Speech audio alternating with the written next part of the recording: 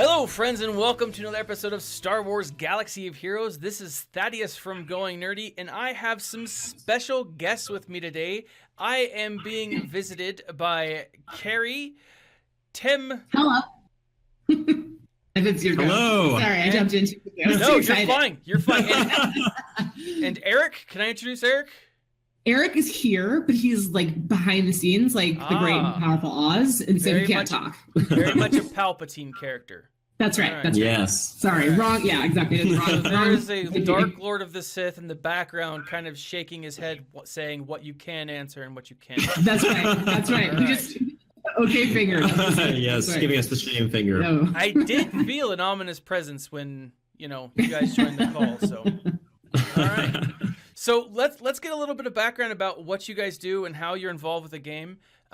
Carrie, how about you introduce yourself first, and then we'll hear from Tim. Sure. I feel like people are probably sick of me now. If not, or, if they're not, they will be soon. But my name is Carrie. I am the senior producer on Star Wars Galaxy of Heroes. And so I'm responsible for the vision of the game and the direction. And so I've been trying to sort of reach out to the community a lot recently, especially to sort of kind of clarify what we're doing. And we're going to talk about some fun stuff. All right. Tim? Yeah, so I am a feature producer here, which means that my team focuses on all the major features. So territory battles, territory wars, quality of life. Those are all within our area of responsibility. All right. Cool. I have some... Tim has the engineers, so he wields a lot of power. I do. I have all the power. We build things. Nice. Awesome. So you guys have come on the show today to kind of talk about some new features. Can I call them game modes? Yeah, I think so. For sure. Yeah. I mean, is that... I think the thing that we haven't mentioned at all is that one of the things that's coming up in this next update, and we're hesitant to give it a date, but let's say it's not soon TM, but kind of soon TM, however people want to interpret that, is quests. Go and tell your master that we have been charged by God with a sacred quest. Which is a new system, a new game mode that we're bringing into the game. And I'm very excited to talk about that. We haven't talked about it. I don't think we mentioned it in the Road Ahead blog, which is uncommon, but we wanted to make sure that everything was sort of buttoned up and that we could be very confident about what we were saying and not have to take it back later. Yeah, you did not mention it in the Road Ahead blog. I would have speculated wildly about what that could have looked like, but... Well, so here you go. You've got the exclusive. Yeah, right now. I don't even have to speculate anymore. So That's right. Or I can speculate on my own speculations or on my own knowledge, which is do it. Happens a lot, actually. You'd be surprised. So let's learn more about this. The first one is this quest, right? And tell me about what is the focus of quests? What are we going to be doing in this? You are on a quest for knowledge. Who said that? Fear not, Homer. I am your spirit guide. So when we start, I'm going to take you way back to sort of the vision component, because that's where we start with this idea, which is in our game currently, there's sort of two sort of driving objectives, other than player-made objectives or guild-made objectives. There's the achievement system, which for many people is a sort of a reactionary thing. It's I have a little number over there. Let me go check and see what happened to me. Yeah. There are certainly hardcore players who drive for certain achievements, but it is somewhat passive, and then it's not as motivating. You can't even see the whole list. You know what I mean? So it's sort of like a thing that's cool, but it doesn't drive your behavior. And then there's daily activities, which are, I think at this point everybody has down to a tight 5 minutes, right, to get those two arenas done. Yeah. But you run through your dailies, and then everything else that people do in the game for many hours and hours is sort of self-driven. And so what we wanted to do, while not, getting too crazy with adding time, and Tim will talk about some of the specifics here, but is bring something that bridges those two things. It's not a long-term goal, and not a I'm done in 5 minutes goal, but something that you can kind of think about is sort of driving new behaviors and for new kinds of rewards and stuff. And so that's the sort of the vision of what quests are going to be. So it seems like there's been a progression to focus on different things, right, in this game, right? I know a lot of game changers and people are all about the arena, but so since there's people have different focuses and different areas of the game that they love. Does this mean that there are going to be some things that are better for new players to focus on, and maybe things that new players should kind of put off to the side for a bit? Yeah, so I think what I'll start with is I think that as a player who's been playing since launch, and I think that a lot of the hardcore players don't think about what it was like to be a very early player in the game. These people, they don't know about some of the fundamental things that a lot of core players know, like what a leader ability is, for instance, or that they should invest in 5 characters and make them really strong. We've got to know a lot of, the data, and a lot of players will go and be kind of investing in every single unit they have, and then they're struggling through a lot of the game modes.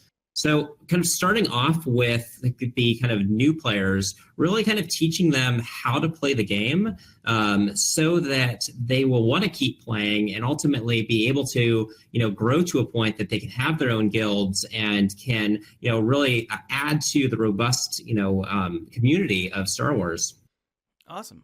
So I have a follow-up question to that. Since it does start with that initial, young new player to the game, wet behind the ear kind of a thing, how have you made this new, game mode? How have you made quests so that not only does it help the new player, but also helps the, those of us who's been around for a couple of years?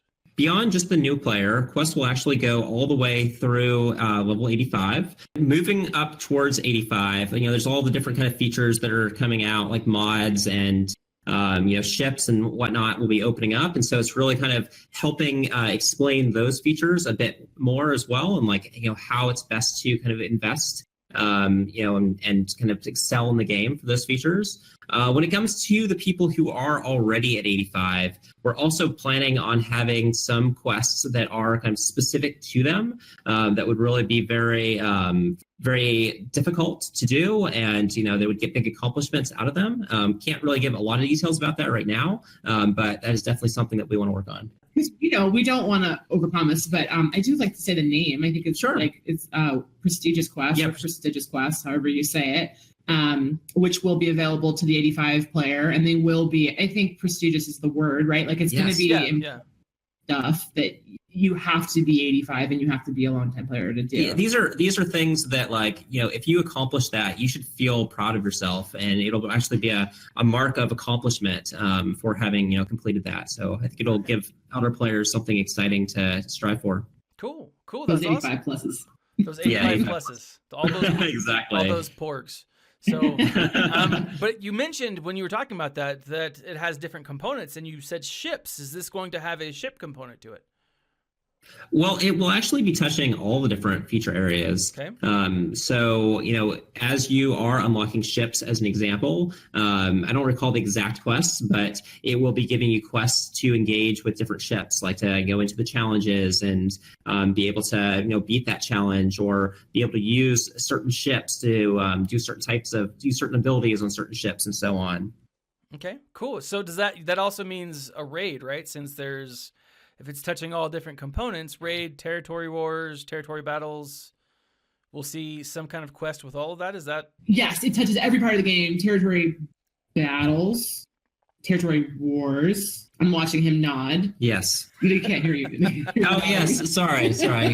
Yeah, so it does touch every aspect. So, territory wars, having, being way up in the kind of bracket and winning, being able to earn a lot of stars in territory battles, having made really great accomplishments in the raids, all those things would all be kind of some of the prestigious pieces. Yeah, and it's not strictly like achievement translated, right? I think one of the goals of this was to marry it with lore and narrative, because every people who play this game have so much passion for the Star Wars lore, and I think that was really important to us too. It's not that we're going to introduce novella at all, but I think it's about sort of tying in what you're doing with your Star Wars fantasy in this game to the real Star Wars fantasy and making that feel really purposeful. I'm going to segue a little bit just because I like to talk a lot.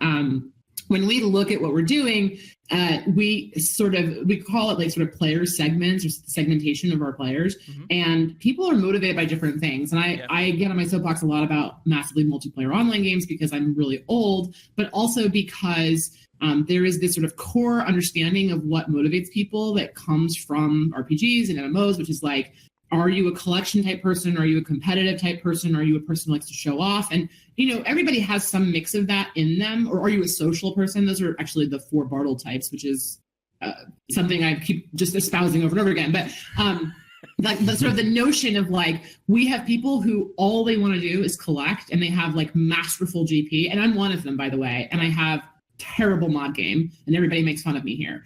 Then we have people who are free to play, who are amazing, and they're always holding down sort of rank 1. And so it's intended, the quest feature is intended to sort of bridge a couple of those different motivations and to sort of get at the heart of what drives people all across. And so it's not all just going to be like, do 5 more of this activity, do 10 more of it, Yeah, that's cool. I'm right there with you too. I have a huge GP. That's what she said. And it is, that sounded weird, I apologize. Like my galactic power is like 3 million plus or something like that. Mine too. But like my mods suck. Yeah. But like I have everyone that I've unlocked level 85. I have I'm missing like 4 characters, maybe 5 that are, not 7-starred. That's what I like to do. I'm a collector. And it's the same thing. It's like there's the collection sort of type of person, and then there's the competitive type person, and they have totally different motivations, and they have totally different play styles. And so when we think about what we're doing, we're trying to hit those beats throughout the year so that like we don't go too long forsaking one person. So in Battles and Wars is a great example where Battles was really for kind of collection people to show off. It's like, oh yeah, you need a 7-star Lobot? I got that 7-star Lobot. What? Which by the way I do. And Wars Me too, is where the people who are so good at the actual competitive element of this game really get to shine. And so it was intended to be sort of a yin and yang. And so that's sort of a pattern, whether or not they're always exactly back to back, where we want to sort of maintain that integrity of like, some things are for collectors, some things are for competitive people, some things are for new players, some things are for elder players. And so it's that kind of balance that we're trying to strike. Yeah. Cool. And we've totally gone off tangent. I'm sorry, but I get very excited. I think that's a great answer, because that's what a lot of people ask me. They're like, why are they doing territory wars? Oh, I don't like it. Well, then maybe it's not for you. Maybe you should focus on a different area that you do like. And I love this game. It's a lot of fun, but it's because it hits a lot of different areas that I actually really enjoy. I love my guild. We with lives, just throwing up the deuce right there for you guys. But and I love the concept of a guild community. I think that's just super cool. But how do you think it's going to help like the individual community, like the guild, but then the grand galaxy as a whole? So I think aspiration and achievement is like one of those things that's sort of fundamental human nature, right? And so not to get too much into like what is a very, very sore wound for me, but I'm going to, like with the Sith Raid Rewards, what we were doing, we're trying to sort of like democratize stuff. Like there is something to be said for the notion that people want to achieve and you have to be incredibly careful in free-to-play games because you don't want to create an impossible goal. But it's sort of like the equivalent of the American dream, which is anybody has the ability to become the greatest player in the game. And so what we want to do is give people the building blocks so that the narrative almost happens in and of itself. And we always get questions like, how did you miss this bug? Or how did you not capture this? And it's like, the second that we release something out, it's out of our hands. And there are so many more of you than there are of us that like, it doesn't matter how much time we spend, because then it's always like, why can't I have it faster? I'm not complaining. I'm just saying is like, that's sort of human nature. That like, I truly don't want to restrict people in that way and tell them you have to play it this way. And so one of the intentions behind this is like to give people options, to give people some of these building blocks so that the community starts to kind of rally around what's important. And then if people, and another thing that we do when we do features like this is we're sort of dipping our toe in the water and saying, how do people respond to this? If quest is a thing that people really latch onto, and this is a hypothetical feature, so this is not confirmed, but I'm just saying is like, imagine if guild leaders could set quests for their guild mates. And so again, it's a tool that then goes into the community's hands, and they are able to sort of drive each other to this behavior. And that's very exciting for us, but we don't want to go in and spend all this time building one huge feature and then it turns out nobody likes it. We've done it before, and I think, we've learned a lot in the last couple of years, and we'll continue to learn. You did mention that, like, how achievements and some of the other, I guess, random features in the game are going to be linked together. Does that mean that you're going to be reimagining what our cantina will actually look like? Yeah, what we're doing with quests is we're really trying to take these different aspects like achievements and daily activities, guild activities, and quests, and really kind of put it together into one kind of central quest area where you can really see all the different things that you're trying to accomplish. So imagine you push a button and you open it up, you got your daily activities there, and then you got different quests popping up, and maybe something else kind of maybe not quite what you're asking, but I think is interesting is that the quest givers are actually members of the cantina. So it actually gives you an opportunity to kind of experience some of the, these characters that you've been seeing for years, but haven't really been interacting with you, are now actually having personalities and are showing up in the quest area. You have to keep talking about that, because my favorite thing is how each themed cantina character has a different kind of quest type. Exactly. Yeah. So the guy who is sitting by challenges, and he kind of looks like he's kind of grumpy all the time, little war torn dude. Yeah, because he keeps losing. That's my assumption. Yeah, I think you're right. Exactly. So he's got this personality that's very focused on being kind of a strategist and teaching you about how to use different abilities in combat and whatnot.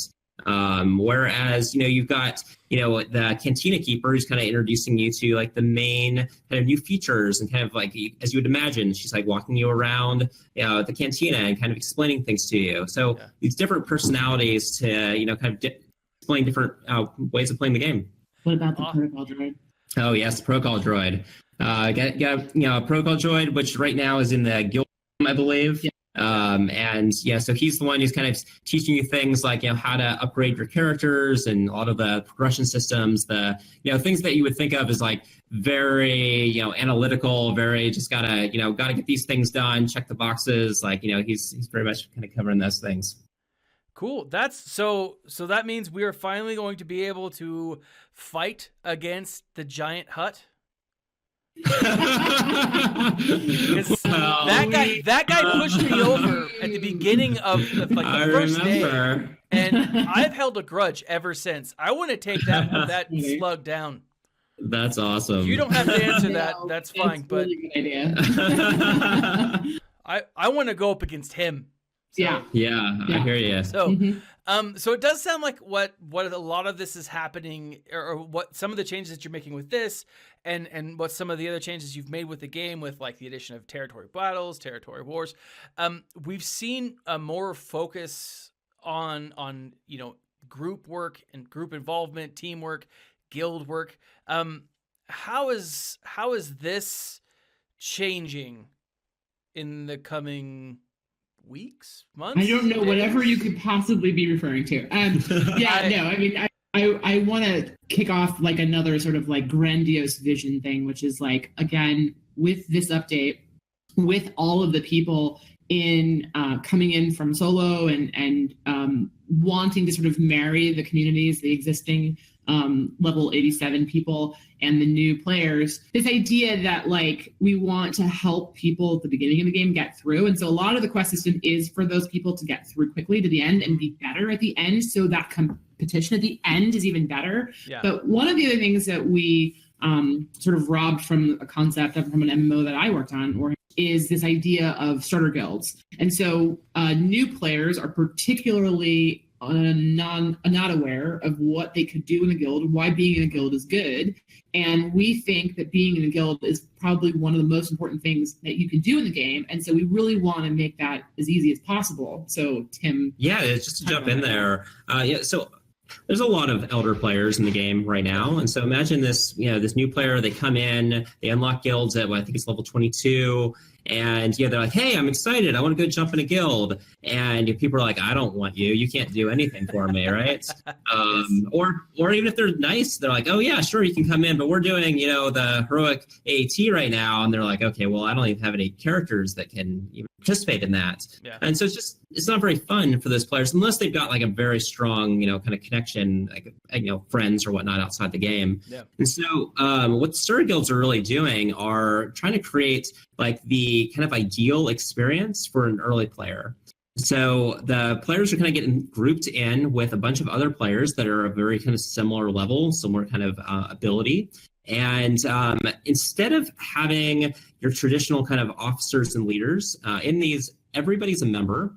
And the leader role is really kind of filled by a bot that will be going and kind of kicking off a raid that would be appropriate to the kind of level of this player. So imagine player comes in, they're kind of doing, they're doing a few activities with everyone else, and raids are kind of initially locked, and they're like, hey, there's a quest, and the quest is like get your characters up to gear tier 3, so that you can actually be at a point that you can actually do tier 1 of the raid. Yeah. And then we go and we kind of promote, once they do that, we promote them up to like a higher tier of the starter guild, where they're now like having the kind of first tier just being auto summoned, so that, as soon as they have enough tickets, they're still getting tickets the traditional way, spending energy and all that. But as soon as it's enough tickets are there, this thing just kicks off. And now they have another quest to try to do a certain amount of damage in that tier and get their characters up to the 2-star level and higher gear tier. And they'll keep working their way up that way. And they'll in turn be better for you guys, right? Exactly. Like, that's what we want, for you to have better fodder / feeder, I guess. Yeah. So this is like, you're preparing them in the minor leagues, the AAA, and then you jump over to the major leagues. The major leagues, right? That's right. From youngling to Padawan. There you go. There you go. And now it comes full circle. Back to Star Wars. Exactly. So with this, this is, and I can't talk enough about what's really kept me in this game, and that is my guild, or the series of guilds that I've been in. Is there a way to opt out of a starter guild? Yes, there definitely is. Okay. Starter guilds are mainly a tool that, we do kind of auto put you in there, but you at any time can leave, go join another guild.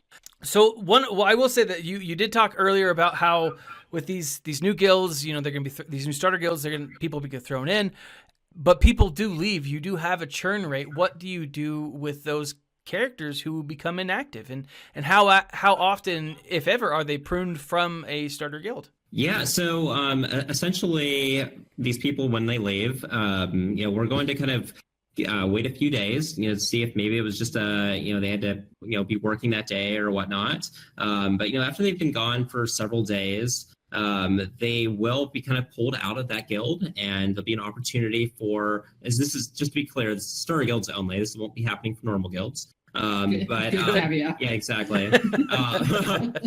But for the starter guilds, they'd be pulled out of that, and a kind of new, fresh person would go into there. Currently, obviously, our guilds today, as we know them, are operated by the human element. You're going to be installing some sort of bot to replace that, you said? Yeah, exactly. With that, are you worried that these bots will somehow take over the game and then eventually the world? I mean, is that... Yeah, I'm pretty certain there'll just be nuclear holocaust. I want all of you dressed in on that plane in 2 minutes. I'll explain later. Helper, prep the X-1 for takeoff. Oh, what the hell's the matter with him now? I think he thinks he's next. He often speaks of the coming war between man and the Brotherhood of Machines. All right, well, that's good to know. That's good to know. Those are all the questions I have. Are you sure this is it? That's it. No, hold on. They're not all the questions I have. I'm a very inquisitive person. Is there anything else you want to ask us while you have us? Oh, absolutely. So, first question is, and I think everyone wants to know this, when are we going to get Hondo's hero's journey? Oh, this is time for my canned response. We cannot comment. It's one of those things where it's almost overwhelming how many things we want to do, and like, you know what I mean? Like, it's actually, Yeah. I mean, I think people are sick of me giving the canned response, but like, and You then have to. soon they're going to be sick of me referring to the canned response. But like, I do feel like there's so much to do across all of the different parts of the universe that it's like I don't even know where to start. Actually, that's not true. I know exactly where to start. We're starting with bounty hunters right now, Which I'm excited for. Bounty hunters are coming. Very excited. Things are happening. So stoked about that. So let me ask this, right? Because I assume, I mean, I've worked in a kind of an industry like you guys have, where you have plans for what's in the future. Can you talk about how far out you have theoretically planned? Sure. For this game? I'll say it. I have a 3-year roadmap. Wow. It's so fuzzy at the end that it's like pointless, right? But so when we sit and do planning, with like Lucas in particular, like they like to see as far ahead as I can. I think I've shown them 2 years. And I only mentioned the 3-year because it's like I've seen that one, and it's not to be like a tease here, but like I've seen it, and it's something that I think about a lot, because I think about how everything builds up to that point and where we envision the game to be. Not that it's only my roadmap, but like it's a product of all the work that we do together. And so I just get to be the keeper of it, which is very exciting. So we think that long ahead. It changes dramatically. I think, I think the beats stay the same. Like last year, the territory battles and wars were very much the beats we wanted to hit at the end of the year. And just the nuance of how they get made. And that's where like all of the incredible development team and engineers, designers, artists, all people contribute, sort of like fleshing out the idea and bringing it to a level that I couldn't have even imagined, because it's so much more like an amplification of all the creative process that happens here. And so, to have ideas, like I think I have a quality of life list that's over 1,000 line items long. It is overwhelming, and Tim is firsthand tell you that he is sick and tired of me being like, hey, look, so there's like just one more thing. In fact, today I said I wasn't asking for anything else. This is true. Because you got like my last like 3, I think, like I really, really wanted it. So like, and that's just me. Like there's like there are people all over the team who have passions, and again, it speaks to that like different motivations things, where some people want to see more guild-based stuff, and some people want to see more PvE stuff, and so it just, there's so much to do, and I think we're excited because we feel like the building blocks are there, and so planning is the fun part. Yeah, I'll just add to that the team are players. Like as Carrie said before, like we all play the game and play it, pretty much daily. So it's not surprising that there are 1,000 quality of life items, because everybody's excited and wants to see the game continue to improve. Yeah. So speaking to that, how hard is it when it comes to like a quality of life update, to focus on what really needs to be adjusted and not the stuff that you really want to be adjusted? It's easy because people just tell me no all the time. Oh, okay. Well, no, I'm just kidding. It's very, very hard because everyone has their own agenda. So one of the things that we do is usually the end of the year is quite busy. I mean, up until now, there's always been a movie that sort of goes with that. So like usually there's like a lot going on in the territory wars, / dark side territory battle. End of year thing last year was very draining on the team. And so one of the things that's fun to do in that time is go tell us all of your ideas that you want, and we'll see what we can do for the quality of life update, which always falls in February for a couple of reasons, but it's a lot to do with timing around Christmas and things like that. And so what happens is we compile, this is why the list is 1,000+ line items long, we compile all of the feedback from all the people that work on the team, as well as people scouring the community. There are some great resources on Discord, on Reddit, on our forums that people have started to put together quality of life lists and things like that. And we do look at them. I think sometimes, like I said, the team is like, please stop looking at Reddit. But the idea is that we pull it together. And so what's interesting, again, is when a lot of things are fait accompli, like the 600 ticket bug, which is one of those things where we wish we'd fixed it 6 months earlier. It's just a factor of how much engineering went into battles and wars. So there's things like that where that's everybody's mind, top of mind. And what's interesting, of course, is when you start to knock those out, how other things start to surface up. So then the list, it just never ends, right? It's like now, mod sets and bronze and multipole are the two biggest quality life items when they were probably 4 and 5 3 months ago. And so, and maybe not, mod sets probably always been pretty high, but anyway, so it's about listening. It's about data as well. Like we have a very, very good data team who does a lot of like looking at how people play and behaviors and logs. And there's two sides of people's personalities. There's what they think they want and it's what they say, and then there's what they do. And you have to balance them together because you lean too much into one and it's like it's just saying I want candy for dinner. If you lean too much into what they say they want, okay, you have candy all the time, no ramifications. Yeah. Or too sort of dictatorial in terms of like, you must never have anything pleasurable. It must always be exactly according to facts. And so trying to find the balance between those two things is sort of the balance of art and science that we do. Yeah, and that's cool. I actually have a personal experience with that. This week on Monday for lunch, I wanted something, and so I went to Cold Stone and got ice cream. And that was my lunch. And then I see who you are now. Yeah. And then yesterday, I think I went and got a salad. And so you got to balance it out, right? And that's healthy, right? Something like that. Mm-hmm. Healthy and happy. Healthy and happy. Now with that, I have two more questions and I'll let you guys go. There are a lot of tools that are outside of this game that supplement the game.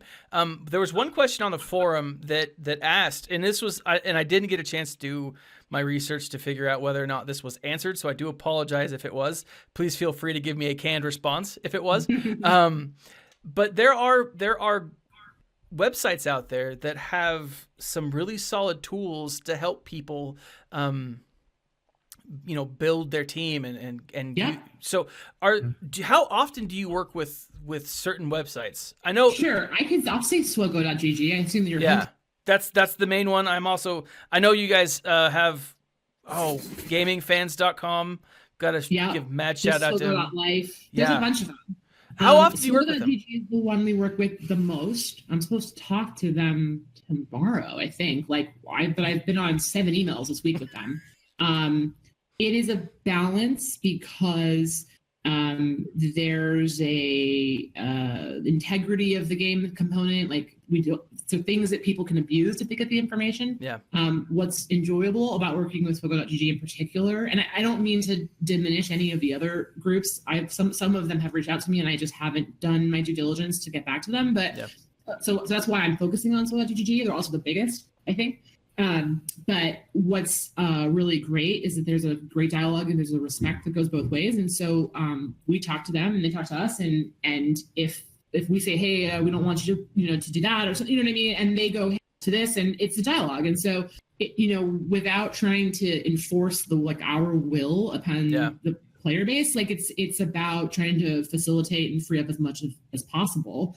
And that's something we're very excited about. The strength of the game exists in the presence of the game everywhere, like in all things. The Discord channels, it's crazy. Not crazy. It's amazing what people are doing in Discord to supplement kind of the gameplay. And I wouldn't, take away any of that extra outside stuff. What we do want to try to avoid, though, is when we create all of this sort of manual labor. And that's where we feel like the game needs to do its part to make your lives fun so that you can do the ice cream eating more often. Yeah.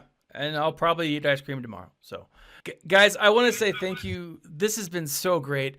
Cool. For those of you who joined late or didn't get your questions answered, we will be doing more of these. I don't know how often or how frequently, but I'm assuming every other day, but I'm sure that's not going to be the case. Soon. Yes, soon. TM. But I do want to say thank you to Carrie and Tim from Star Wars Galaxy of Heroes. These are the devs. These are the people that make what we do when we should be working that much more fun. Right? Thank Yes. you. Yes. Thank you. Thank you. And Thank also, you. Yes, thanks. I have to say thanks to Eric, who is sitting in the back, very much Just like a keep that up, Palpatine too. character. Take that one ahead. What's funny is I'm curious to know how many of the people who listened to this whole conversation forgot he was there. And he's been holding my dog. Oh. Oh. Doing a little forced lightning. That's right. Shocked you into getting the right answers. Exactly. All right. Well, thanks. Our hair's standing up. Thanks again, guys. We appreciate it. This has been Thaddeus. Like, subscribe, share. And as always, my friends, stay nerdy.